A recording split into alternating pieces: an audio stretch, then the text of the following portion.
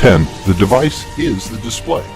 It features an all-new 5.8-inch Super Retina screen with the first OLED multi-touch display in an iPhone. There are two options for memory capacity, 64 GB and 256 GB. There is no slot for an SD card, but the device is compatible with iCloud. The iPhone X uses a nano SIM card only and is not compatible with micro SIM cards.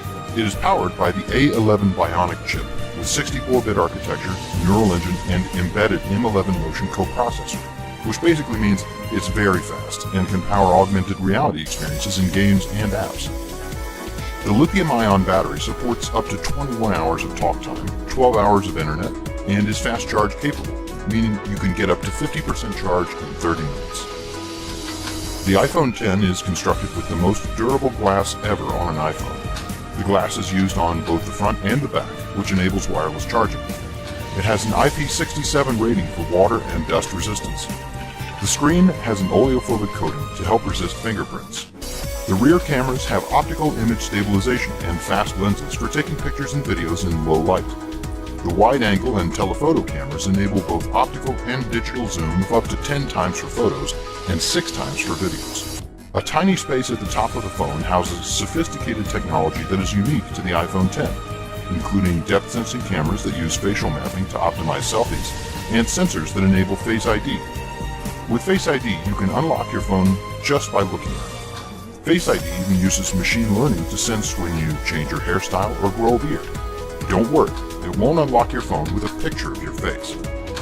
The iPhone X runs on iOS 11, which has new features and capabilities like the all-new App Store and more camera filters. Portrait mode uses the dual cameras to create depth of field that keeps your subject sharp while creating a beautifully blurred background. You can also add impressive studio-quality lighting effects to your portrait mode images. The True Depth camera in iPhone X even lets you take a selfie in portrait mode. There's a little bit of a learning curve with the iPhone X because you no longer have the home button interface. This means there are new gestures and key combinations to learn to operate the device and navigate through and between applications. You can wake up the iPhone X with a tap of the screen. Once inside, the first thing you will notice is that the home button has been replaced with the home indicator located at the bottom of the screen. Simply swipe up from the home indicator to navigate home. Swipe up and hold to access the app switcher, where recent apps are displayed. Swipe through and select an app switcher card to navigate between recent apps. To close an app, either swipe up from the card or tap and hold on a card and tap the minus sign that appears on the top left of each card.